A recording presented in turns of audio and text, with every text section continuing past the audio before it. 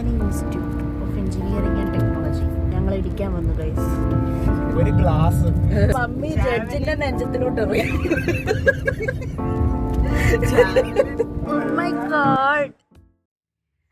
ഞങ്ങൾ അങ്ങനെ എയർപോർട്ട് വരെ ഒന്ന് പോവുകയാണ്. അപ്പോൾ മമ്മിയും കൂടെ ഉണ്ട്. Mummy let's go. നമ്മളെവിടെ പോകുന്നു? എയർപോർട്ടിൽ.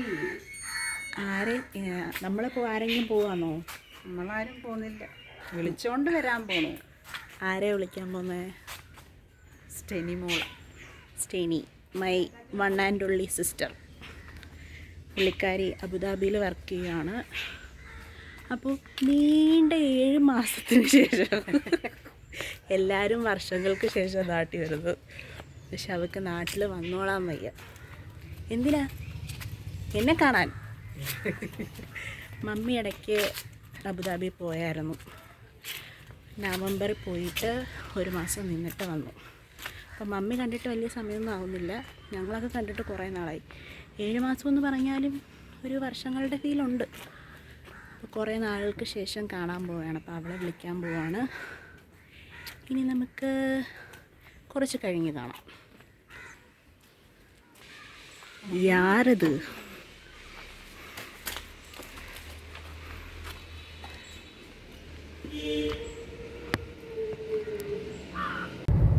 നീണ്ട ഇടവേളയ്ക്ക് ശേഷം സ്റ്റെനിയെ കാണാൻ പോകുന്നതിനെ പറ്റി മമ്മിക്ക് എന്താണ് പറയാനുള്ളത്? വെളിപ്പെടുത്തൂ. പറ മമ്മി, പറ. മമ്മി സ്റ്റെനിക്ക് എന്തൊക്കെ വേണമെന്നൊക്കെ ചോദിച്ചു വെച്ചേക്കുക. അപ്പം സ്റ്റെനി എന്ത് പറയാ? ഒന്നുമില്ല, അവർക്ക് കണവാത്തവരെ കറി വെച്ചേക്കണം. കണവ കിട്ടില്ല. കണവ കിട്ടിയില്ല, പക്ഷെ നമ്മൾ മീനച്ചാറുണ്ട്.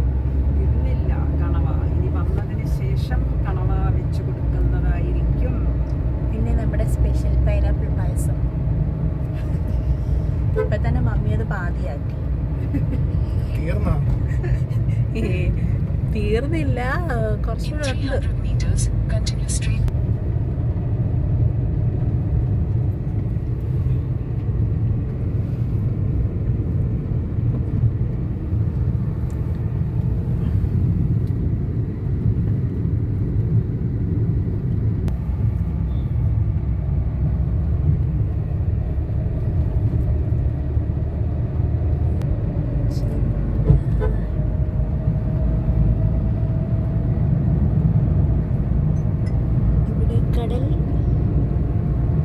ഇവിടെ കായൽ.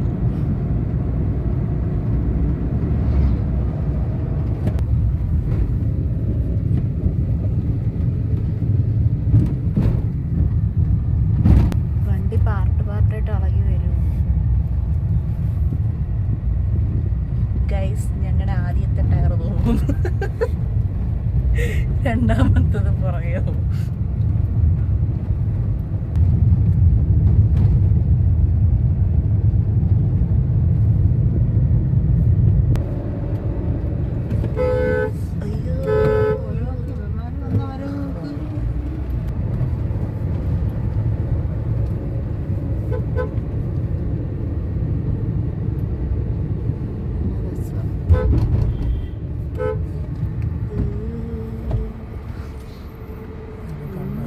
Rajdhani institute of engineering and technology ഞങ്ങൾ ഇടിക്കാൻ വന്നു ഗൈസ്.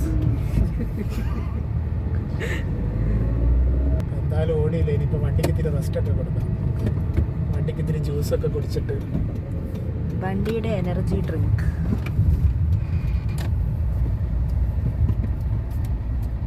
ജവഹർ പബ്ലിക് സ്കൂളിലെ യൂണിഫോം തോന്നുന്നു.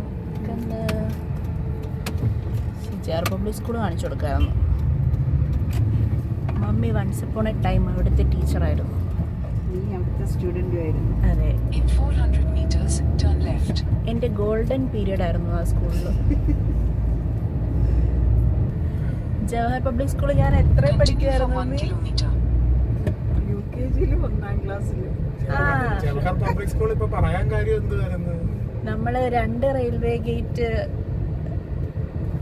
മറ്റേ വെട്ടിച്ച് വേറൊരു വഴി കയറി ഒന്നല്ലോ ഷോർട്ട് കട്ട്.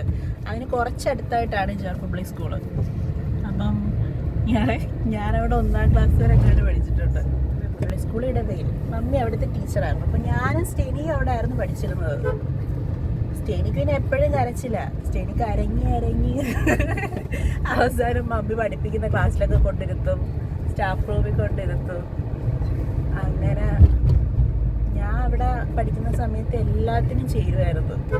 എന്തെങ്കിലും പ്രൈസ് കിട്ടും, പ്രൈസ് കിട്ടാതിരിക്കത്തില്ല, എന്തെങ്കിലും കിട്ടും. അങ്ങനെ അവിടെ ചേർന്നതിൽ ഫാൻസി ഡ്രസ്സ്. അപ്പം ഇവർക്ക് എന്നെ ഈ പേരൊന്നും കൊടുത്തിട്ടില്ല. പെട്ടെന്ന് തീരുമാനിച്ച് സ്റ്റെഫീനെ ഫാൻസി ഡ്രസ്സിന് കയറ്റാമെന്ന്. അപ്പോൾ കയ്യിൽ വേറെ സംഭവമൊന്നും ഇല്ലല്ലോ. അങ്ങനെ ചെയ്യാൻ ഏറ്റവും എളുപ്പമുള്ളൊരു സാധനമാണ് അവരെനിക്ക് തന്നത്. എന്തോന്ന് പറയാമോ? പിച്ചക്കാരി. ഭിക്ഷക്കാരി. അപ്പൊ അവര് എനിക്കറിയത്തില്ല കേട്ടോ എന്തോ നടക്കുമെന്ന്. UKG ഫസ്റ്റിലൊക്കെ അല്ലേ പഠിക്കുന്നത്. അപ്പൊ വലിയ ഐഡിയ ഇല്ല എന്തോ സംഭവിക്കുന്നതെന്ന്. ഒരു കറക്ഷൻ ഉണ്ട്, അത് ഭിക്ഷക്കാരിയല്ല, പട്ടുള്ള പെണ്ണായിട്ടെങ്ങാണ്ടായിരുന്നു. എനിക്ക് കറക്റ്റ് ഓർമ്മയില്ല. വീട്ടിൽ എൻ്റെ ഫോട്ടോ ഉണ്ട്, വേണമെങ്കിൽ കാണിച്ചു തരാം. ഞാൻ ആരെയും കാണിക്കാതെ വെച്ചേക്കുന്ന ഫോട്ടോ. അപ്പൊ അതിന് ഇവരെങ്ങനെ ഒരുക്കിയൊക്കെ തന്ന്, കൺമശിയൊക്കെ തേച്ച് അവിടെ ഇവിടെയൊക്കെ തേച്ച് ഒരുക്കിയൊക്കെ തന്നിട്ട് എൻ്റെ അടുത്ത് പറഞ്ഞ് സ്റ്റേജ് എന്നിട്ട് എൻ്റെ അടുത്ത് ഷർട്ട് ഉണ്ടായിരുന്നാ?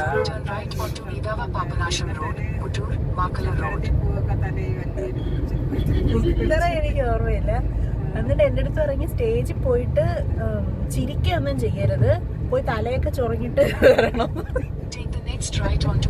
ഞാൻ അവിടെ പോയി തലയൊക്കെ ചൊറിക്കുന്നത് കൂടെ ചിരിച്ചും കൂടെ കാണിച്ചിട്ട് വന്നു.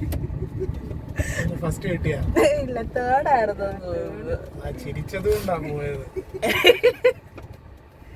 പിന്നെ വേറെ എന്തായിരുന്നു ആ സ്റ്റോറി ടെല്ലിങ്ങിന് കണക്ക് മറ്റേ എലിയുടെയും പൂച്ചയുടെയും കഥ.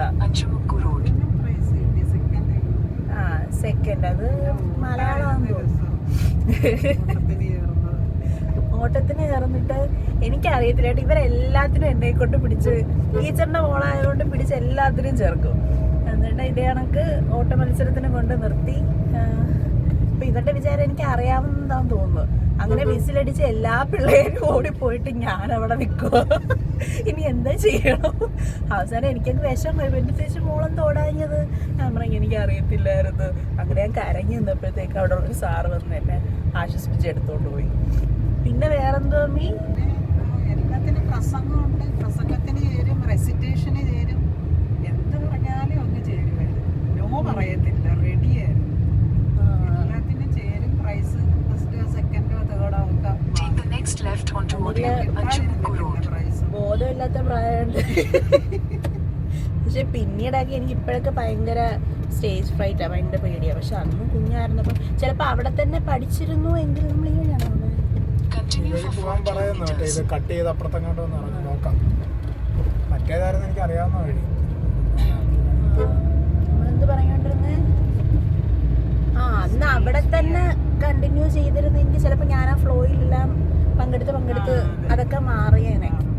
പക്ഷെ പിന്നെ മമ്മി അവിടുന്ന് സ്കൂള് മാറി, ട്രാൻസ്ഫർ ആയപ്പോൾ ഞങ്ങളെ മാറ്റി. പിന്നെന്താ, പിന്നെ അത് കഴിഞ്ഞിട്ട് എൻ്റെ ഫോട്ടോ പത്രത്തിലൊക്കെ വന്നിട്ടുണ്ട്. 6ാം മാസത്തില് സ്റ്റെഫി ബ്രാക്കറ്റ് ബക്കറ്റിൽ. അത് മമ്മി പറഞ്ഞൂടെ എന്താ സംഭവം കറക്റ്റ് പറയാൻ പോയ ഒരു വലിയ അപ്പൊ ഞങ്ങളുടെ ഒരു ഫ്രണ്ടിന്റെ മോള്, അതായത് ഇവിടെ ചങ്ങനാശ്ശേരിയിലൊരു സ്കൂളിൽ പഠിക്കുകയാണ്. അപ്പം ഞങ്ങൾ ആ ഫ്രണ്ടിന്റെ വീട്ടിൽ പോയായിരുന്നു. അപ്പോൾ അവിടെ യുവജനോത്സവമൊക്കെ നടക്കുന്ന സമയമായിരുന്നു. അവിടെ വെച്ച് സ്റ്റേറ്റ് യൂത്ത് ഫെസ്റ്റിവൽ ആയിരുന്നു നടന്നുകൊണ്ടിരുന്നത്. അപ്പോൾ ആ കുട്ടി 5ാം ക്ലാസ്സിൽ പഠിക്കുകയായിരുന്നു. അപ്പോൾ സ്റ്റെഫിക്ക് 6 മാസം. അങ്ങനെ ആ കുട്ടി ഒരു ഫാൻസി ഡ്രസ്സിൽ ചേർന്ന്. അപ്പോൾ ആ ഫാൻസി ഡ്രസ്സ് എന്ന് പറയുമ്പോൾ അന്നത്തെ ഒരു വിഷയമായിരുന്നു ഈ ആദിവാസി ഭൂമി ആദിവാസികൾക്കെന്ന് പറഞ്ഞ് ഒരു പ്രശ്നങ്ങളൊക്കെ നടന്നുകൊണ്ടിരിക്കുന്ന സമയമായിരുന്നു. ഒരു കറണ്ട് അഫെയർ ആയിരുന്നു അന്നത്തെ. അപ്പോൾ പെട്ടെന്ന് ആ കുട്ടി ആദിവാസി അമ്മയും സ്റ്റെഫി ആദിവാസി കുഞ്ഞുമായിട്ട്. പക്ഷെ അമ്മയെക്കാട്ടിയും വലിയ കുഞ്ഞായിരുന്നു. അങ്ങനെ ആ കുട്ടി ഇങ്ങനെ സ്റ്റെഫിയെ മൊത്തത്തിൽ അങ്ങ് ഇതിൽ കയറി അമ്മയും കുഞ്ഞുമായിട്ട് ആദിവാസികൾക്കെന്ന് പറഞ്ഞ ഒരു പ്ലക്കാർഡും ഒക്കെ പിടിച്ച് സ്റ്റേജിൽ കയറി. അങ്ങനെ സ്റ്റേജിൽ കയറി പ്രോഗ്രാം അവതരിപ്പിച്ച് അങ്ങനെ ഞങ്ങൾ റിസൾട്ട് അറിയുന്നത് എപ്പോഴായിരുന്നു മോളെ? എന്നെ കുളിപ്പിച്ചോണ്ടൊക്കെ ഓർമ്മയില്ലല്ലോ. സെഫിക്ക് 6 മാസമല്ലേ ഉള്ളു. അങ്ങനെ പ്രോഗ്രാം ഒക്കെ കഴിഞ്ഞ് വീട്ടിൽ വന്ന് പ്രോഗ്രാം എല്ലാം കഴിഞ്ഞ് വീട്ടിൽ വന്ന് പിറ്റേ ദിവസത്തെ പത്രം വന്ന് നോക്കിയപ്പോൾ മനോരമ പത്രം നോക്കിയപ്പോഴത്തേക്ക് പത്രത്തിൽ ഫസ്റ്റ് പേജിൽ ഫോട്ടോ കിടക്കുന്നു. ഞങ്ങൾ റിസൾട്ട് അവിടെ വെച്ച് അറിഞ്ഞില്ല. അറിയുന്നതിന് മുമ്പേ ഞങ്ങളിങ്ങ് വന്ന് എന്ന് പറഞ്ഞാൽ സ്റ്റേറ്റ് യൂത്ത് ഫെസ്റ്റിവലാണ്. ഒത്തിരി പിള്ളേരുണ്ടായിരുന്നു. എല്ലാവരും ഒന്നിനൊന്നിന് മെച്ചമായിരുന്നു. ഒട്ടും പ്രതീക്ഷയില്ലായിരുന്നു പ്രൈസ് കിട്ടുമെന്നുള്ളത്. പക്ഷേ അതൊരു അന്നേരത്തെ ഒരു പ്രശ്നം ആയതുകൊണ്ട് ആണ് പിന്നെ ഇത് ഒറിജിനൽ എന്നായിരുന്നു അവരൊരു ഹെഡിങ് കൊടുത്തത്. അതുണ്ട്, ആ ഭാഗം ഇല്ലെന്നോ? ആ ഫോട്ടോയൊക്കെ ഇന്ന് ആൽബത്തിൽ വെച്ചിട്ടുണ്ട്. ഞാൻ ഫോട്ടോ തന്നെ അവര് പത്രത്തിൽ ഇട്ട്.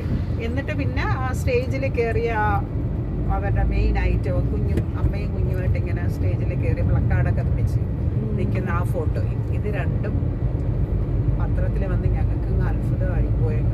നോക്കിയപ്പോൾ അത് ഫ്രണ്ട് പേജിൽ തന്നെ ഉണ്ടായിരുന്നു. സ്റ്റേറ്റ് യുവജനോത്സവത്തിൽ 1ാം സമ്മാനം നേടിയ ചേച്ചിയുടെ വരുന്ന സപ്തന്നല്ലേ?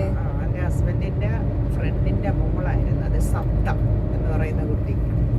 അങ്ങനെ 6 മാസം ആയിരുന്നപ്പോൾ സ്റ്റെഫി സ്റ്റേജിൽ കയറി പ്രൈസ് അടിച്ചു.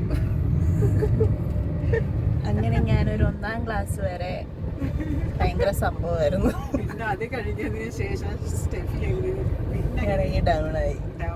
അവള് പിന്നെ അങ്ങനെ ജവഹർ പബ്ലിക് സ്കൂളായിരുന്നു എന്നെ വളർത്തിക്കൊണ്ട് വന്നത്. മമ്മി അവിടെ നിന്ന് മാറിയപ്പോഴത്തേക്ക് ഞാൻ ഇപ്പോഴും പറയും മാറ്റണ്ടായിരുന്നു. ഞാൻ അവിടെ ആയിരുന്നെങ്കിൽ കുറച്ചുകൂടെ എന്തെങ്കിലും നല്ല രീതിയിലൊക്കെ ചെയ്തേരെ. അവിടെ പഠിപ്പിച്ചോണ്ടിരുന്നപ്പോഴായിരുന്നു പിന്നെ എനിക്ക് ഗവൺമെന്റ് സർവീസിലോട്ട് ജോലി കിട്ടി. അപ്പോഴത്തേക്ക് പിന്നെ അവിടെ നിന്ന് സ്കൂളൊക്കെ മാറി. പിന്നെ കൊല്ലത്തോട്ട് വന്നു, അവിടെയായി. പിന്നെ സ്റ്റെഫി ഒരു സാധാ രീതിയിലൊക്കെ പഠിച്ചു പോകുമായിരുന്നു. തട്ടിയും മുട്ടയൊക്കെ പോകുമായിരുന്നു. സ്റ്റെഫിയുടെ ആ കഴിവുകളൊന്നും അങ്ങോട്ട് പിന്നെ അങ്ങോട്ട് വലുതാക്കി എടുക്കാൻ പറ്റിയില്ല. പുറത്തോട്ട് എടുത്തില്ല അവള്. പക്ഷേ നല്ലപോലെ എന്തെങ്കിലുമൊക്കെ ചെയ്യായിരുന്നു ഇപ്പൊ ആലോചിക്കുമ്പോ. ഇപ്പൊ നമുക്ക് യൂട്യൂബിൽ ചെയ്യാം, ഡാൻസും പാട്ടും ചെയ്യാം. പക്ഷെ എന്താ പിന്നെ നമ്മൾ ഡാൻസും പാട്ടൊക്കെ ചെയ്ത് ബി.എഡിന് വന്നപ്പോഴാണ്. ബി.എഡിന് അറിയപ്പോ വീണ്ടും ഫ്രസ്ട്രേഷൻ. അവിടെ എന്ന് പറഞ്ഞു കഴിഞ്ഞാൽ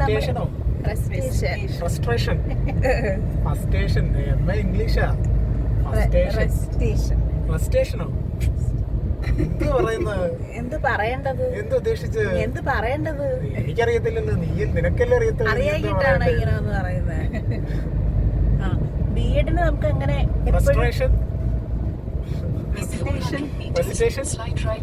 കൺഫ്യൂഷൻ, വേറെ വാക്ക് പറ, കോൺസെൻട്രേഷൻ, കോൺസ്റ്റിപ്പേഷൻ. നമ്മള് ബി.എഡിന് പഠിക്കുമ്പോ ഈ ബുക്കൊക്കെ ഇരുന്ന് പഠിക്കുന്നതിനെക്കാട്ടി നമുക്ക് എപ്പോഴും പ്രോഗ്രാംസാ. ഒന്നെങ്കിൽ യോഗ ഉണ്ട്, അല്ലെങ്കിൽ സെമിനാർ, അങ്ങനെ കുറെ പരിപാടികൾ, യൂത്ത് ഫെസ്റ്റിവല്. ആ സമയത്തൊക്കെയാണ് വീണ്ടും പിന്നെ ഡാൻസും. ഞങ്ങളുടെ എല്ലാ ഡിപ്പാർട്ട്മെന്റിൽ നിന്നും ഒരു ഡാൻസൊക്കെ കാണാൻ എപ്പോഴും പ്രാക്ടീസും അങ്ങനെയൊക്കെ. ആ സമയത്തൊക്കെ ഇങ്ങനെ ചെയ്തു വന്നപ്പോൾ നമ്മളെ കൊണ്ട് ഇങ്ങനെയൊക്കെ ചെയ്യാന്ന് വെച്ചാൽ നമ്മൾ ആ സമയത്തൊന്നും നല്ലതുപോലെ അങ്ങോട്ടൊന്നും ചെയ്തില്ല. ഇനിയിപ്പോ പറഞ്ഞിട്ടും കാര്യമില്ല. 10-30 വയസ്സാവുന്നു ഇപ്പൊ. പിന്നെ എനിക്ക് 30 ഇനി 2 കൊല്ലമുണ്ട്. അതുകൊണ്ട് 33 വയസ്സായ ഒരാള്.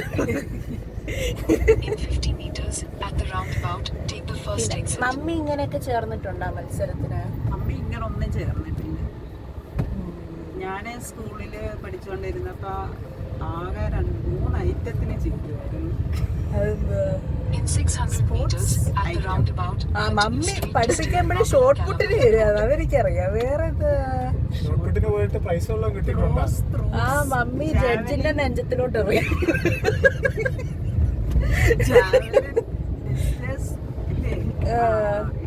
എങ്ങനെ ഐറ്റംസ് ചേരുമായിരുന്നു. പക്ഷെ എനിക്ക് ഷോർട്ടിന് പ്രൈസ് കിട്ടുമായിരുന്നു.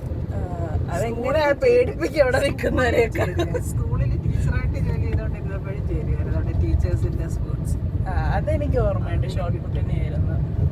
എന്തിനെങ്കിലും ചേർന്നിട്ടുണ്ടോ അങ്ങനെ? ഞാനാ കരാട്ടെ. ഞാൻ ഓട്ട മത്സരത്തിനൊക്കെ ചെയ്തായിരുന്നു കൊച്ചില്. പ്രൈസ് കിട്ടോ?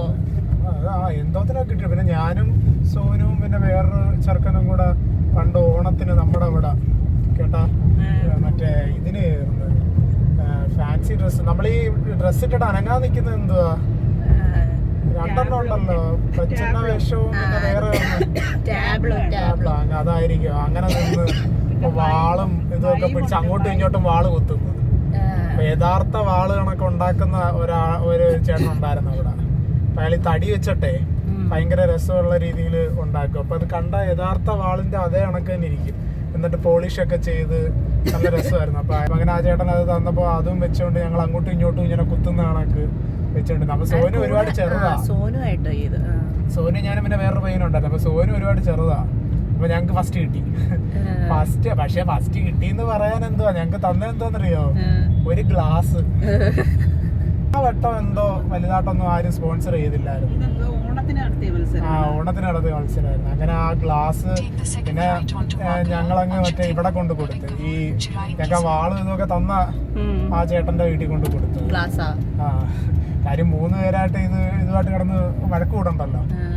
മാത്രല്ല പുള്ളിയുടെ ആ ഒരു ഇത് വെച്ചിട്ടാ കയറിയത്. ഒരൊറ്റ ഗ്ലാസ് അല്ല, ഒരു സാധാ എന്തോ പ്ലാസ്റ്റിക് കണക്കത്തെ ഗ്ലാസ്സാ, കണ്ട കുപ്പി ഗ്ലാസ് ആണെന്ന് തോന്നുന്നു. അങ്ങനത്തെ ഒരു സാധനം, ഫൈബറിന്റെ ഒരു ഗ്ലാസ് അതാ കിട്ടിയ. പിന്നെ സ്കൂളിൽ 4ാം ക്ലാസ്സിൽ സ്കൂൾ ഫസ്റ്റ് കിട്ടിയിട്ടുണ്ട് ഈ പഠിത്തത്തിന്റെ ഇതിന്. പിന്നെ എന്തോ ഇംഗ്ലീഷ് മറ്റേ ഇത് പോയം റിസൈറ്റ് ചെയ്യുമല്ലോ, അത് ഇത് തന്നെ 4ാം ക്ലാസ് ചേച്ചിയാണ് മറ്റേ ഇത് റിസൈറ്റ് ചെയ്തത്. അപ്പൊ അതിന് മാത്രം പ്രൈസ് ഉണ്ടെന്ന് എനിക്ക് അറിയത്തോളായിരുന്നു. അങ്ങനെ ഞങ്ങള് പ്രൈസ് വാങ്ങിക്കാനായിട്ട്, അതിന്റെ പ്രൈസ് വാങ്ങിക്കാനായിട്ട് ഞാനും ഡാഡിയും കൂടെ പോയത് മഹാത്മാ സ്കൂളിൽ. അന്ന് മഹാത്മാ സ്കൂൾ ആ ഏരിയ ഒക്കെ വേറെ രീതിയാണ്. അന്ന് അവിടെ രാത്രി അവിടെ പോയിട്ട് ഞങ്ങൾ അവിടെ ഇങ്ങനെ കാത്തിരിക്കും. അപ്പൊ അതിന്റെ അകത്ത് തന്നെ ഇവർ ഈ ക്യാൻറ്റീൻ്റെ എന്നുവെച്ചാൽ പുറത്തുനിന്നുള്ളവർക്ക് മറ്റേ ഈ ഹോട്ടലിൽ നടത്തുന്നതൊക്കെ എന്തോ ഇത് കൊടുത്ത് ആ ഒരു ആനിവേഴ്സറി ഇടയ്ക്കത്തേക്ക്. അപ്പൊ അവിടെ ഞങ്ങൾ പത്തിരി വാങ്ങിക്കാൻ പോയി. അവിടെ ഫ്രഷ് ആയിട്ട് അവർ പത്തിരി ഉണ്ടാക്കുന്നു. പത്തിരി വാങ്ങിക്കാൻ പത്തിരി ഇങ്ങനെ വാങ്ങിച്ച് കടിച്ചോണ്ടിരുന്നപ്പോൾ അവിടെ വിളിക്കുന്നു ഇങ്ങനെ സ്കൂൾ ഫസ്റ്റിന് മറ്റേ ഇപ്പൊ 4ാം ക്ലാസ് ആ ഡിവിഷനിൽ കുറച്ച് പേർക്ക് കൊടുത്തവര്. അപ്പൊ അന്ന് മലയാളം മീഡിയം ഒന്നാ, പക്ഷെ മലയാളം മീഡിയം അല്ല, ഇംഗ്ലീഷ് മീഡിയം തന്നെയാ. ഒരു വേറെ രീതിയിൽ ചില എന്താണ് ഇവര് ഫുള്ള് അങ്ങോട്ട് പണ്ട് മലയാളം മീഡിയം ആയിരുന്നു 3ാം ക്ലാസ് വരെ. 4ാം ക്ലാസ് ആയപ്പോൾ ഞങ്ങൾ ഇംഗ്ലീഷ് മീഡിയം ആയി. പക്ഷെ ഞങ്ങൾ ആ ഒരു സെക്ഷൻ്റെ തന്നെ പോലെ ആയിരുന്നു. അപ്പൊ ഇങ്ങനെ വിളിച്ചു പറയുന്നത് ഇങ്ങനെ ഹിജോ, അങ്ങനെ ഞാൻ ഓടിച്ചെന്നപ്പോൾ അപ്പോഴാ മനസ്സിലായി ഇതിന്റെ പ്രൈസാണ്. അത് കഴിഞ്ഞ് തിരിച്ചു വന്നപ്പോൾ രണ്ടാമത് മറ്റേ ഈ പോയം റിസൈറ്റ് ചെയ്തതിന്റെ എന്നും പറഞ്ഞ് രണ്ടാമത് അതിന്റെ കൂടെ വിളിച്ചു. അതിന് ക്ലാസ് ഫസ്റ്റിന് എന്താ കിട്ടിയത്? ഒരു കാർഡാ വലിയ മറ്റേ ഒരു ഇത് തരുമല്ലോ, സർട്ടിഫിക്കറ്റ്. ആ സർട്ടിഫിക്കറ്റ് നമ്മുടെ പേരും ഡിവിഷനും അങ്ങനെയൊക്കെ എഴുതിയിട്ട് അതൊരു ഇതായിരുന്നു. അവിടുന്ന് പിന്നെ അങ്ങോട്ടൊന്ന് വീഴ്ചയാണ്.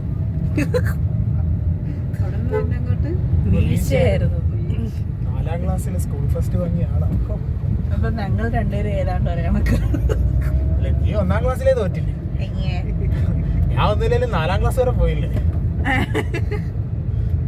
ഞങ്ങക്ക് പണ്ട് BBSന് വെക്കേഷൻ ബൈബിൾ സ്കൂളില് പിന്നെ എനക്ക് ഒരുപാട് സോപ്പ് പെട്ടിയും ഒരുപാട് ഗ്ലാസും അന്ന് അതൊക്കെയായിരുന്നു. പിന്നെ കൊന്ത, ഈശോയുടെ രൂപം, ഇതൊക്കെയായിരുന്നു. പാത്രം, ഇതൊക്കെയായിരുന്നു. BBSനൊക്കെ പോവായിരുന്നോ? മറ്റേ ഞാൻ ഒരു വട്ടം പോയിട്ടുള്ളൂ. എൻ്റെ ഒരു കൂട്ടുകാരൻ എന്നെ വിളിച്ചോണ്ട് പോയി. അവൻ തന്നെ എന്നെ വേറൊരു കുഴിയിൽ കൊണ്ട് ചാടിക്കാനുള്ളായിരുന്നു. ഞാൻ വരുന്നില്ലെന്ന് പറഞ്ഞപ്പോൾ അവനും മാറി. അവൻ എന്നെ പള്ളിയിലച്ഛനാവാൻ പോകണമെന്നും പറഞ്ഞ് 10ാം ക്ലാസ് കഴിഞ്ഞപ്പോൾ എന്റെ പുറകെ നടക്കുമായിരുന്നു. നീയും വാടാ നമുക്ക്. നിനക്ക് ഇല്ല, അവനും കളഞ്ഞിട്ട് പോയി. ഞാൻ പറഞ്ഞടാ നിനക്ക് ഇഷ്ടമാണെങ്കിൽ നീ പോ. അവൻ പറഞ്ഞു ഇല്ലടാ നീയും വാ എന്ന് പറഞ്ഞു. അങ്ങനെ ഞാൻ വീട്ടിലൊക്കെ പോയി പറഞ്ഞപ്പോ വീട്ടിൽ തന്നെ വഴക്ക് പറഞ്ഞു. നീ എന്തുവാടാ പറയുന്നത്? സിസ്റ്റർ ആവണോന്ന് പറഞ്ഞിട്ടുണ്ടായിരുന്നു. സിസ്റ്റർ അല്ല സിസ്റ്ററൊക്കെ ആയിക്കൂടായിരുന്നു, എന്റെ തലയിലാവത്തില്ലായിരുന്നല്ലോ. ഇപ്പൊ സിസ്റ്റർ ആവണോന്ന് പറഞ്ഞ ആളും പള്ളിയിൽ അച്ഛനാവണമെന്ന് പറഞ്ഞ ആളും രണ്ടുപേരും കെട്ടി. എനിക്കൊരു സിസ്റ്ററൊക്കെ അച്ഛനും അമ്മയും ആയി. അതെ, സിസ്റ്റർ ആവണമെന്ന് പറഞ്ഞാൽ അമ്മയും അച്ഛനാവാൻ കൊച്ചിന്റെ അച്ഛനായി. കൊച്ചിന്റെ അച്ഛനായി. ഇത്രയും നല്ല മനുഷ്യരെ എവിടെ കാണും? ആ ചിരി നോക്കൂ. അയ്യോ, ഇനി എത്ര ദൂരമുണ്ട്? പറയാൻ കഥകളൊക്കെ ഉണ്ടാ, ഭയങ്കര നല്ല ദൂരമുണ്ട്. ഫണ്ണി ഇൻസിഡൻസ് ഉണ്ടെങ്കിൽ പറയാം. 2023 ഒക്ടോബർ 30 ഭയങ്കര ഒരു കോമഡി ആയിരുന്നു. വേറെ ആൾക്കാരുടെ അടുത്ത് അതെന്താ കോമഡി എന്ന്. അന്ന് ഞാൻ പൊട്ടനെ കല്യാണം കഴിച്ചു.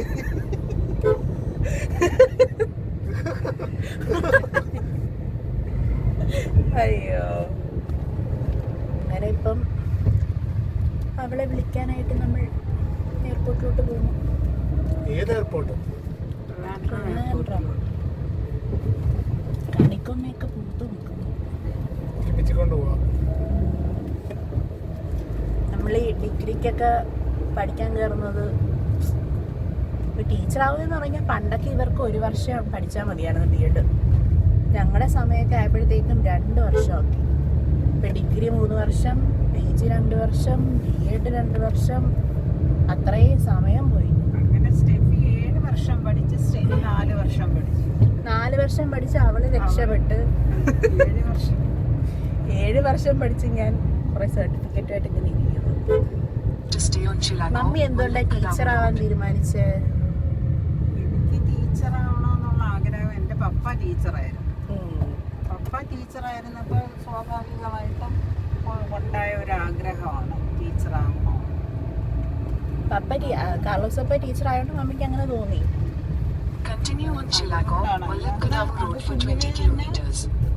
കണ്ട് കണ്ട് കണ്ട് പപ്പ ടീച്ചറാണെന്നുള്ള ഒരു ഇത് മനസ്സിൽ കിടക്കുന്നു. അപ്പോൾ എനിക്കൊന്ന് ടീച്ചറാവണമെന്നൊരു ആഗ്രഹം തോന്നി. അപ്പാപ്പന് ഏതായിരുന്നു സബ്ജക്ട്? പപ്പ പിന്നെ എല്ലാ സബ്ജക്റ്റും പഠിപ്പിക്കുമായിരുന്നു. LP ആയിരുന്നോ? പപ്പ TTC പാസ്സായിരുന്നു. ബി.എഡ് പപ്പ TTC. പപ്പ എല്ലാ സബ്ജക്റ്റും പഠിപ്പിക്കേണ്ടി.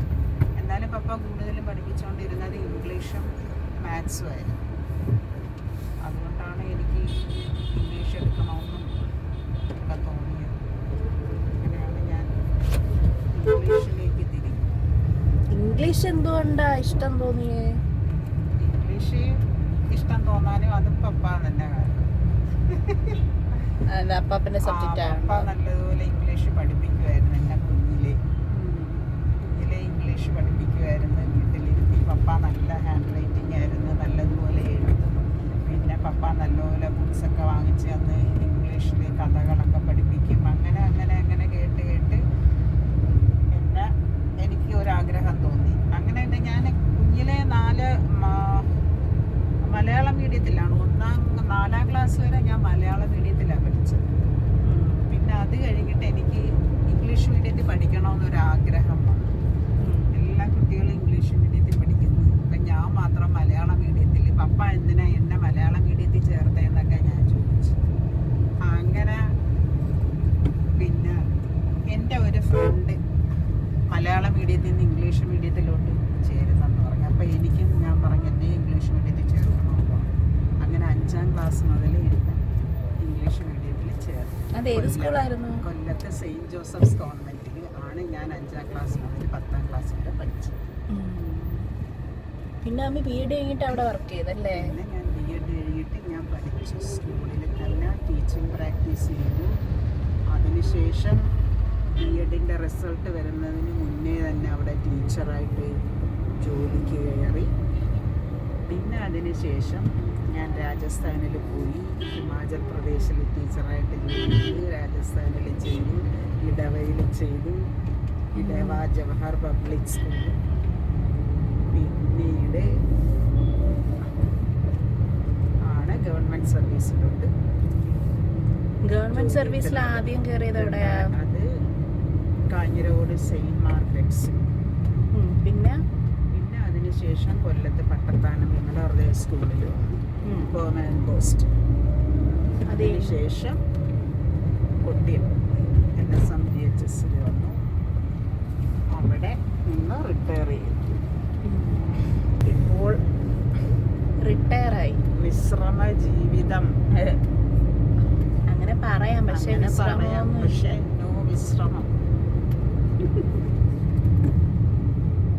മമ്മി മിസ് ചെയ്യുന്നുണ്ടോ ടീച്ചിങ്? അത് നല്ലപോലെ മിസ് ചെയ്യുന്നുണ്ട്. എനിക്ക് ഭയങ്കര ഇഷ്ടമായിരുന്നു ടീച്ചിങ്. ഇങ്ങനെ ഇഷ്ടപ്പെട്ട് ആണ് പഠിച്ചത്. B.Ed ഏറ്റവും അധികം ഇഷ്ടപ്പെട്ട ഒരു ജോലിയാണ്. ഞാൻ ഏറ്റവും കൂടുതൽ എൻജോയ് ചെയ്യുന്നത് എന്നെ സ്കൂളിൽ പോകുമ്പോഴാണ്. പഠിപ്പിക്കുന്ന കാര്യമാണ്. കുട്ടികളെ പഠിപ്പിക്കുന്നത് എനിക്ക് ഭയങ്കര ഇഷ്ടമാണ്. അതിനെക്കുറിച്ച് പറയുകയാണെങ്കിൽ കുട്ടികൾ പഠിപ്പിക്കുക എന്ന് പറഞ്ഞാൽ നമുക്ക് നമ്മുടെ സമ്പത്തെന്ന് പറയുന്നത് നമ്മൾ പഠിപ്പിച്ച് വിട്ട കുറേ വിദ്യാർത്ഥികളാണ്. ആ ഒരു ടീച്ചറിൻ്റെ ഫീലിംഗ് വേറെ ആർക്കും കിട്ടത്തില്ല. മറ്റേതൊരു ജോലിക്കും കിട്ടാത്ത ഒരു സന്തോഷവും ഒരു പ്രത്യേക ഒരു അനുഭൂതിയാണ് കിട്ടുന്നത് ഈ ടീച്ചിങ്ങിലൂടെ കിട്ടുന്നത്. വേറെ ഏതെങ്കിലുമൊക്കെ ജോലിയാണെങ്കിലും ഓഫീസിൽ അത് ചെയ്തിട്ട് തീർന്ന് വീട്ടിൽ വന്നാൽ പിന്നെ തീർന്ന് അതിനെക്കുറിച്ചൊന്നും അതൊരു സത്യത. ഓഫീസിൽ തീർന്നു. വീട്ടിൽ വന്നാൽ ഇവിടുത്തെ പണി നമ്മൾ തീരത്തില്ല.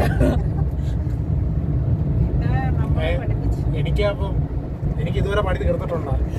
ഞാൻ എപ്പോഴും ഇരുന്ന് വർക്ക് ചെയ്യണില്ലേ? രാത്രി 3 മണിക്ക് 4 മണിക്കൊക്കെ. അത് വർക്ക് ഫ്രം ഹോമിന്റെ വേദന. ഹോമിന്റെ വേദന. അപ്പൊ ഇത് ഞങ്ങളെന്ന് പറഞ്ഞാൽ പിന്നെ കുട്ടികളെ കുറിച്ചുള്ള എന്തെല്ലാം കാര്യങ്ങളാണ്. വീട്ടിൽ വന്നാലും അവരുടെ ബുക്സ് കറക്റ്റ് ചെയ്യുക, അല്ലെങ്കിൽ അവരുടെ പരീക്ഷ നടത്തിയ ടെസ്റ്റ് പേപ്പറുകൾ നോക്കുക. വെക്കേഷൻ വർക്ക് കൊടുക്കുക, ആനുവൽ ഡേ. മമ്മിക്ക് അങ്ങനെ എന്ത് ചെയ്യണമെന്ന് അറിയത്തില്ല, പക്ഷെ നമ്മളവിടെ പിള്ളേരെ ഡാൻസ് വരെ പഠിപ്പിക്കണം. അവര് ഞങ്ങൾക്കുണ്ട് അങ്ങനെയൊക്കെ ടീച്ചേഴ്സ്. അതൊക്കെ ഓരോരുത്തർക്കും ഓരോ ഡ്യൂട്ടികൾ കൊടുക്കും. അവരതൊക്കെ ചെയ്യും. എന്തൊക്കെയാ ഒരു ടീച്ചർ ചെയ്യുന്നേ? ഒരു ടീച്ചറിനും നമുക്ക് കഴിവില്ല എന്ന് പറയാൻ പറ്റത്തില്ല. ഓഫീസ് വർക്ക് എന്നൊക്കെ പറയുമ്പോഴത്തേക്ക് കുറേ ഫയലുകളും പേപ്പറുകളും ഇതിന്റെ മുമ്പിലാണ്. നമ്മളങ്ങോട്ട് ക്ലാസ് റൂമിൽ ചെന്ന് നിൽക്കുമ്പോൾ ഒരു ക്ലാസ്സിൽ 10-40 കുട്ടികൾ അല്ലെങ്കിൽ 50 കുട്ടികളെന്നൊക്കെ പറയുമ്പോൾ അവരുടെ മുഖമൊക്കെ കാണുമ്പോൾ നമുക്കൊരു പ്രത്യേക ഒരു സന്തോഷവും. ജീവനുള്ള കുട്ടികളുടെ മുന്നിലാണ് നമ്മൾ നിൽക്കുന്നത്. ജീവനില്ലാത്ത ഫയലുകളുടെ മുമ്പിലുള്ള എന്താണ് ജീവനുള്ള കുട്ടികളെന്ന് പറഞ്ഞാൽ വെറൈറ്റി ഓഫ് പിള്ളേർ. പലരും 100 ചിലപ്പോൾ 50 സ്വഭാവമായിരിക്കും. 50 ഒരെണ്ണം മതി നമ്മുടെ സമാധാനം കിടത്ത്. അതെ, അത് ഒരു കുട്ടി മതി ക്ലാസ്സിൽ. ഒരു പ്രോബ്ലം ചൈൽഡ് ഉണ്ടെങ്കിൽ പിന്നെ നമുക്ക് ഭയങ്കര പ്രശ്നമാണ്. അങ്ങനെ എത്ര കുട്ടികൾ ഒരു ക്ലാസ് ചാർജ് ഒക്കെ ഉണ്ടെങ്കിൽ 40 കുട്ടികളുടെയും കാര്യങ്ങൾ നമ്മൾ എല്ലാം അറിഞ്ഞിരിക്കണം. അവരുടെ എല്ലാ കാര്യങ്ങളും A to Z. അപ്പോൾ എല്ലാ കാര്യങ്ങളും നമ്മൾ തന്നെ നോക്കി നിയന്ത്രിച്ച് അവരെ നല്ല രീതിയിൽ കൊണ്ടുപോകുക എന്ന് പറയുന്നത് വളരെ ബുദ്ധിമുട്ടുള്ള കാര്യമാണ്. പക്ഷെ എന്തൊക്കെ പറഞ്ഞാൽ ഈ പ്രോബ്ലം ചൈൽഡ് എന്ന് പറഞ്ഞാലും അവർക്കായിരിക്കും നമ്മൾ പിന്നീട് കാണുമ്പം ടീച്ചറെ എന്ന് പറഞ്ഞ് ഓടി വരുന്നതും. അവരെ നമ്മൾ മറക്കത്തില്ല ഒരിക്കലും. ഇപ്പൊ ഈ പ്രോബ്ലം ചൈൽഡ് എന്ന് പറയുമ്പോൾ എനിക്ക് ഓരോ ക്ലാസ്സിൽ ഓരോരുത്തരെ ഓർമ്മ വന്നു. പഠിച്ച് ഇങ്ങനെ ഒതുങ്ങിയിരുന്ന് പോകുന്ന പിള്ളേർ ചിലപ്പോൾ നമ്മുടെ മനസ്സിൽ നിന്ന് സ്ലിപ്പായി പോകായിരിക്കും. നമ്മളെ മറക്കത്തില്ല. എനിക്ക് ഈ ഇടയ്ക്ക് എൻ്റെ ഒരു സ്റ്റുഡൻറ്റ് മെസ്സേജ് ചെയ്തായിരുന്നു. അപ്പം ഞാൻ ഇങ്ങനെ പറഞ്ഞു, ഞാൻ നിങ്ങളെയൊക്കെ മിസ് ചെയ്യുന്നുണ്ട്. അപ്പോൾ അവൻ പറയാം, മിസ് എൻ്റെ ചെവിക്ക് പിടിച്ച് കിഴക്കുന്നത് ഞാനിപ്പോൾ മിസ് ചെയ്യുന്നുണ്ട്. എപ്പോഴും ഞാൻ പിടിച്ചിട്ട് ഫ്രണ്ട് ഇരുത്തുമായിരുന്നു. ഭയങ്കര സംസാരവും ശല്യമാണ്. അങ്ങനെ കുറേ പിള്ളേരുണ്ട്. എന്തൊക്കെ പറഞ്ഞാലും എത്ര വഴക്ക് പറഞ്ഞാലും കുട്ടികൾക്ക് ഭയങ്കര സ്നേഹമാണ് ടീച്ചേഴ്സിനോട്. അവർ നമ്മളെവിടെ വെച്ച് കണ്ടാലും ഓടി വരും. അല്ല, കാണുമ്പോൾ തിരിഞ്ഞോടുന്ന ടീച്ചേഴ്സും ഉണ്ട്. ടീച്ചേഴ്സ് ഉണ്ട്. അല്ല, അതായത് ചില ടീച്ചർ അങ്ങനത്തെ ടീച്ചേഴ്സും ഉണ്ട്. അല്ലെങ്കിൽ അവർക്ക് ഇഷ്ടമില്ലാത്തൊരു ടീച്ചറിനെ കണ്ടാൽ അവർ പോയി സംസാരിക്കുകയോ ഇല്ല. അങ്ങനത്തെ ടീച്ചേഴ്സും ഉണ്ട്. ടീച്ചേഴ്സിനെ കണ്ടാൽ അതെ മൈൻഡ് ചെയ്യാതെ പോകുന്ന കുട്ടികളും ഒരുപാടുണ്ട്. അതൊക്കെ ഓരോരുത്തരുടെ എക്സ്പീരിയൻസ്. ഇപ്പം എന്നെ ഇഷ്ടപ്പെടുന്ന പിള്ളേരും കാണും, ഇഷ്ടപ്പെടാത്ത പിള്ളേരും കാണും. അതേപോലെ മമ്മിക്കും കാണും. എനിക്കങ്ങനെയൊന്നും ആരും ഉള്ളതായിട്ട് എനിക്ക് തോന്നുന്നു. ഞാനങ്ങനെ വലുതായിട്ട് കുട്ടികളെ അടിക്കാറില്ല. വഴക്ക് പറഞ്ഞാലും അത് മമ്മിയുടെ വഴക്ക് മതി, അത് അടിക്കുന്നില്ലയോ? ഞാൻ വഴക്ക് പറയും. മമ്മി ഞങ്ങളെ അങ്ങനെ അടിച്ചിട്ടൊന്നുമില്ല, പക്ഷെ മമ്മി വാക്കുണ്ട്. വഴക്ക് പറയാറുണ്ട്. വഴക്ക് പറഞ്ഞാലും അത് അടുത്ത നിമിഷം തന്നെ പിന്നെ ഞാനങ്ങ് ഭയങ്കര സ്നേഹത്തോടു കൂടി അങ്ങ് പെരുമാറുമായിരുന്നു പെട്ടെന്ന് തന്നെ. പിന്നെ ഞാൻ കൂടുതലും ഫ്രണ്ട്ലിയാണ് കുട്ടികളുമായിട്ട്. ഇങ്ങനെ മമ്മിക്ക് പിന്നെ മമ്മി ഇപ്പൊ പറഞ്ഞ പോലെ NSF തന്നെയാണ് മമ്മിയുടെ ടീച്ചിങ് സർവീസ് ഫുൾ അവിടെ ആയിരുന്നു. കൂടുതലും ഗേൾസ് ഹൈസ്കൂളിലാണ് പഠിപ്പിച്ചിട്ടുള്ളത്. അതുകൊണ്ട് എനിക്ക് കൂടുതലും പെൺകുട്ടികളാണ്. പെൺകുട്ടികളാണെന്നുള്ളത് കൊണ്ട് അതായത് കുഴപ്പമൊന്നുമില്ല, എല്ലാം സ്മൂത്താന്ന് വിചാരിക്കരുത്. ആൺപിള്ളേരുടെ അതേ ലെവല് കുരുത്തക്കേട് പെൺകുട്ടികളും ഉണ്ട്. ഒരുപാട് പ്രശ്നങ്ങളൊക്കെ ഹാൻഡിൽ ചെയ്യേണ്ടിയൊക്കെ വന്നിട്ടുണ്ട്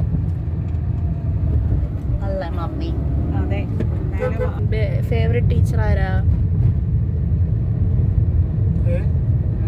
ഫേവറേറ്റ് ടീച്ചർ ആരാ? അങ്ങനെ ആരുമില്ല. ആരെ കണ്ടുകൂടായിരുന്നാ? എനിക്ക് ആരെയും കണ്ടില്ല. അതെന്ത്? ആ, എന്നാലും ഒരു റീസൺ പറഞ്ഞേ. എനിക്കറിയത്തില്ല. അങ്ങനെ നല്ലതെന്ന് പറയാൻ ഒരു ടീച്ചർ പോലും ഇല്ലായിരുന്നാ? ആ, ഉണ്ടായിരുന്നു. ആര്?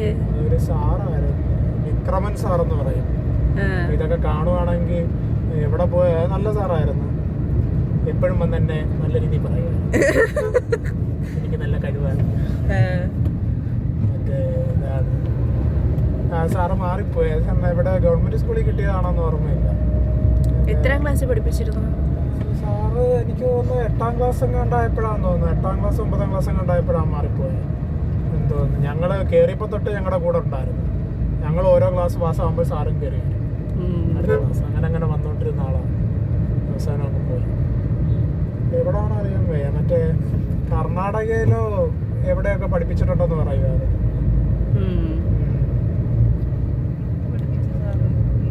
ഇംഗ്ലീഷായിരുന്നു. ആ, മഹാത്മാ സെൻട്രൽ സ്കൂളിൽ ഇംഗ്ലീഷായിരുന്നു പഠിപ്പിച്ചിരുന്നത്. ഇത്രയും നാളാകെ ആ ഒരു ടീച്ചർ മാത്രമേ ഉള്ളൂ? ആ, പിന്നെ വേറൊരു സാറുണ്ടായിരുന്നു, ഒരു മലയാളം പഠിപ്പിക്കുന്ന ഒരു ആളുണ്ടായിരുന്നു. എനിക്ക് പേര് ഓർമ്മയില്ല. നല്ല ആളായിരുന്നു. അയാൾ 1-2 വർഷം നിന്നിട്ടോളായിരുന്നു. അയാളുടെ പേരെനിക്ക് മറന്നുപോയി. വേറെ അങ്ങനെ ആരുമില്ല. എഞ്ചിനീയറിംഗ് കോളേജിലോ? എഞ്ചിനീയറിംഗ് കോളേജിൽ ഒരു സാറുണ്ടായിരുന്നു. എനിക്ക് അയാളുടെ പേര് മറന്നുപോയി. ഒരു നല്ല സാറായിരുന്നു. അയാളും ഇത് കണക്ക് വന്ന് ഞാൻ ഉപദേശിക്കുമായിരുന്നു. സാർ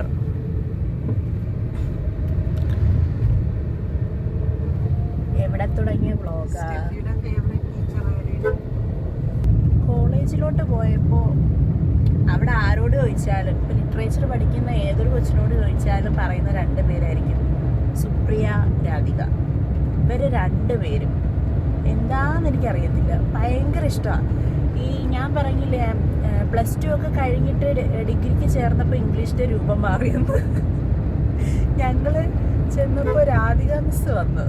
രാധിക മിസ് ആണെങ്കിൽ ഭയങ്കര സിമ്പിളാണ്, ഡ്രസ്സിങ്ങും കാര്യങ്ങളെല്ലാം ഭയങ്കര സിമ്പിളാണ്. അപ്പോൾ പുള്ളിക്കാരി വന്നിട്ട് കുറച്ച് വാക്കുകൾ ഇംഗ്ലീഷിൽ ഇങ്ങനെ പറഞ്ഞിട്ട് പോയി. അപ്പം ഞാനിങ്ങനെ മനസ്സിലാക്കി, ഇതാണല്ലേ ഇംഗ്ലീഷ് എന്ന രീതിയിൽ ഞാനൊരു ചിന്തിച്ചു. കാരണം നല്ല രീതിയിൽ മിസ് എഡിറ്ററാണ്, ഇപ്പം ബുക്സൊക്കെ എഴുതുന്നുണ്ട്, ട്രാൻസ്ലേറ്റ് ചെയ്യുന്നുണ്ട്.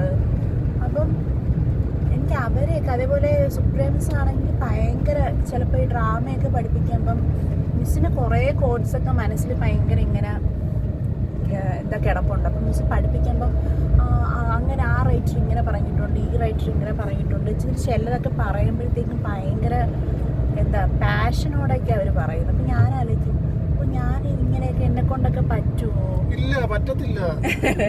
എന്നിട്ട് എങ്ങനെ സ്വയം ആശ്വസിപ്പിക്കുന്നത്? അപ്പോൾ ഇവർ സെയിം ചാപ്റ്റേഴ്സും സെയിം ബുക്സും വർഷങ്ങളായിട്ട് പഠിപ്പിക്കുമല്ലേ, അപ്പം നമുക്കിതൊക്കെ മനസ്സിലൊക്കെ കാണാതെ വരും. അപ്പം എന്തെങ്കിലും പറഞ്ഞ് ആശ്വസിക്കാം. അത് തന്നെ ആശ്വസിപ്പിക്കുന്നതാ. അപ്പം എന്തെങ്കിലും എന്നെക്കൊണ്ടും അങ്ങനെയൊക്കെ പറ്റുമെന്ന് ഞാനിങ്ങനെ സ്വയം ആശ്വസിക്കുകയായിരുന്നു. ഇവരൊക്കെയാണ് എൻ്റെ ഫേവറേറ്റ് ടീച്ചേഴ്സ്. പിന്നെ ഞാൻ സ്കൂളിൽ പഠിക്കുമ്പം എല്ലാ ആനുവൽ എക്സാമിനും ഒരു ടീച്ചറിൻ്റെ അടുത്ത് പോകുമായിരുന്നു ഗ്രാമർ പഠിക്കാൻ. മമ്മി എടുത്ത് ഒരേ ടോപ്പിക്കാണ്, ഏതാ ഇൻഡയറക്റ്റ് സ്പീച്ചും ആക്റ്റീവ് വോയിസും പാസീവ് വോയിസും പഠിക്കാൻ. എല്ലാ കൊല്ലവും ആനുവൽ എക്സാം ആകുമ്പോൾ ലാസ്റ്റ് അതാ പണി. ഇപ്പം പിന്നെ അത്യാവശ്യം അറിയാമെന്ന് പറഞ്ഞു കഴിഞ്ഞാൽ പിള്ളേരെ പഠിപ്പിച്ച് ഞാനും കുറേയൊക്കെ പഠിച്ച്. പിന്നെ വേറെ എന്താ പറയാ, ഈ വ്ളോഗ് എവിടേക്കോ തുടങ്ങി എവിടേക്കോ എന്തൊക്കെയോ കാര്യങ്ങളൊക്കെ ടീച്ചർ ചോദിച്ചില്ലല്ലേ? ആയിരിക്കും. മമ്മിയുടെ ഫേവറേറ്റ് ടീച്ചർ ആരാ? അത് ഞാൻ പ്രീ ഡിഗ്രിക്ക് പഠിച്ചുകൊണ്ടിരുന്നപ്പോ ഒരു ട്യൂഷന് പോയിട്ടുണ്ടായിരുന്നു. കോളേജ് ഓഫ് ഇംഗ്ലീഷ് എന്ന് പറയുന്ന ട്യൂഷൻ സെന്റർ. അതാണ് ഇപ്പൊ ടെമ്പിൾ ഓഫ് ഇംഗ്ലീഷ് ആയത്. അല്ല, അതിപ്പോ ഇല്ല. അത് നിർത്തിയെന്ന് തോന്നുന്നു. ഇപ്പൊ ഇല്ല.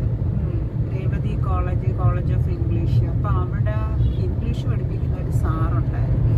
അഴകേശൻ എന്നാണ് ആ സാറിന്റെ പേര്. അപ്പൊ ആ സാറിനെ ഞാൻ പിന്നീട് തമിഴാണോ? കണ്ടിട്ടേ ഇല്ല, മലയാളി തന്നെയാണ്. ആ സാറിന്റെ ക്ലാസ് എന്ന് പറഞ്ഞാൽ ഭയങ്കര ഇൻട്രസ്റ്റിംഗ് ആയിട്ടുള്ള ക്ലാസ്സാണ്. ഒരു കുട്ടി പോലും ശ്രദ്ധിക്കാതിരിക്കത്തില്ല. അങ്ങനെയാണ് സാറ് പഠിപ്പിക്കുന്നത്. അതുകൊണ്ട് അത് മാത്രമല്ല, ഈ ബോറിംഗ് എന്ന് പറയുന്നതില്ല സാറിൻ്റെ ക്ലാസ്. ബോറടിക്കത്തില്ല ഒട്ടും. ഭയങ്കര തമാശയുമാണ്. നല്ല തമാശകൾ പറയും സാറ്. എന്നിട്ട് സീരിയസ് ആയിട്ട് പഠിപ്പിക്കുകയും ചെയ്യും. കുട്ടികളുമായിട്ട് ഭയങ്കര ഇൻട്രാക്ഷനാണ്. ഭയങ്കര ക്ലാസ് തീരുന്നത് വളരെ പെട്ടെന്നൊക്കെ തീരുന്നത് പോലെ തോന്നും. ക്ലാസ് തീരുമ്പോഴത്തേക്ക് ഒരു പീരീഡ് കഴിയുമ്പോഴേക്കും തീരണ്ടായിരുന്നു എന്ന് നമ്മളെ മനസ്സിലായിരിക്കും. അത്രയ്ക്ക് ഇൻട്രസ്റ്റിംഗ് ആയിട്ടുള്ള ക്ലാസ് നല്ലതുപോലെ പഠിപ്പിക്കും സാറ്. തമാശകൾ ഒത്തിരി പറയും. പിന്നെ GK ഉണ്ട്. ഒത്തിരി ജനറൽ പഠിച്ച് സിലബസിന് പുറത്തുള്ള കാര്യങ്ങൾ, ഒത്തിരി അറിവുകൾ കിട്ടും ആ സാറിന്. അങ്ങനെ ഒരു നല്ലൊരു സാറായിരുന്നു സാർ. ഇപ്പൊ എവിടെയാണെന്ന് പോലും എനിക്ക് അറിയത്തില്ല. പിന്നെ വേറെ എന്തെങ്കിലും പറയാനുണ്ടോ? ലിവർ ടച്ചിങ് ആയിട്ടുള്ള വേറെ മറ്റേ അനുഭവങ്ങൾ വല്ലതും ഉണ്ടോ? ലിവർ ടച്ചിങ് ആയിട്ട് എനിക്ക് അങ്ങനെ പ്രത്യേകിച്ചൊന്നുമില്ല. മമ്മിക്കുണ്ടോ? കിഡ്നി ടച്ചിങ് കാണുമായിരിക്കും. കിഡ്നി ടച്ചിങ്, ലിവർ ടച്ചിങ്, അത് ലിവർ സിറോസിസ്.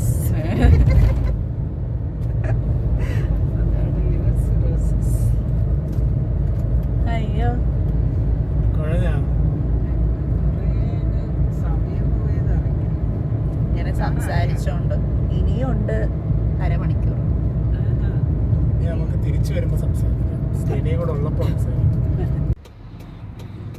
ഇത്രയും സംസാരിച്ച് ക്ഷീണിച്ചുകൊണ്ട് ഒരു കരിക്ക് കുടിക്കാന്ന് വിചാരിച്ചു. മമ്മിക്ക് വേണ്ടേ? എനിക്ക് വേണ്ട കരിക്ക്. അതെന്താ? ഞാൻ വെള്ളം കുടിച്ചു. 2 ആപ്പിളിൻ്റെ പീസ് കഴിച്ചു. അപ്പോഴത്തേക്ക് കുടിക്കാൻ തോന്നുന്നില്ല.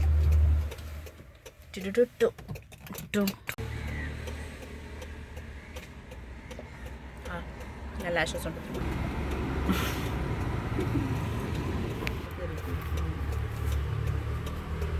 അയ്യോ, തലയില്ലാത്ത മനുഷ്യൻ. തലയെവിടെ?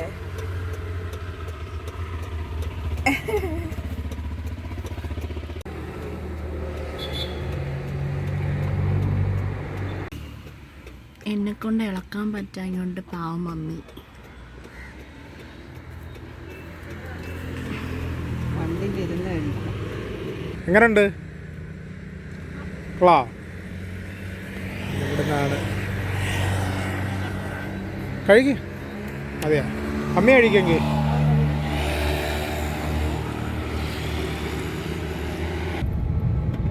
നമ്മളങ്ങനെ എയർപോർട്ടിലെത്താറായി.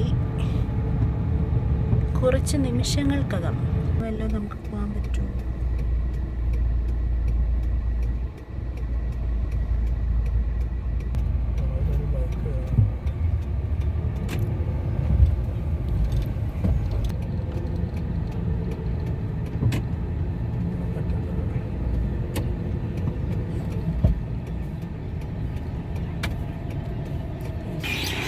നമ്മളങ്ങനെ എയർപോർട്ടിലെത്തി.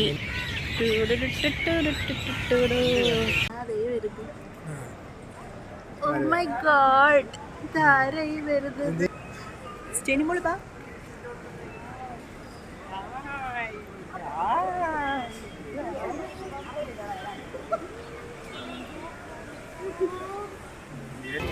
ഫൈനലി ഞങ്ങളുടെ സ്പോൺസർ എത്തി ഗൈസ്.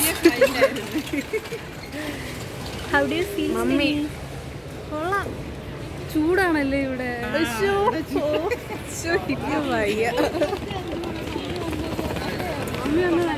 നാടിന്റെ മണമൊക്കെ അടിച്ചപ്പോ എന്ത് തോന്നുന്നു? കൊള്ളാം കേട്ടോ. എന്തോ കൊള്ളാന്ന്. നാട്ടിലെന്നിട്ട് എന്ത് തോന്നുന്നു നിനക്ക്? പ്രത്യേകിച്ചൊന്നും തോന്നുന്നില്ലേ? എന്നാ ഇപ്പൊ തന്നെ അടുത്ത ടിക്കറ്റ് ബുക്ക് ചെയ്ത് പൊക്കോ.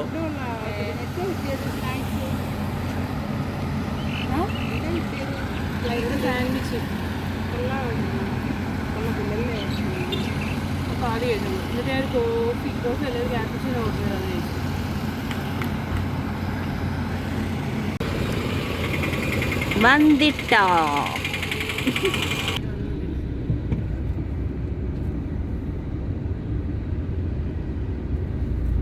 ആൾക്കാരെല്ലാം റോഡിൽ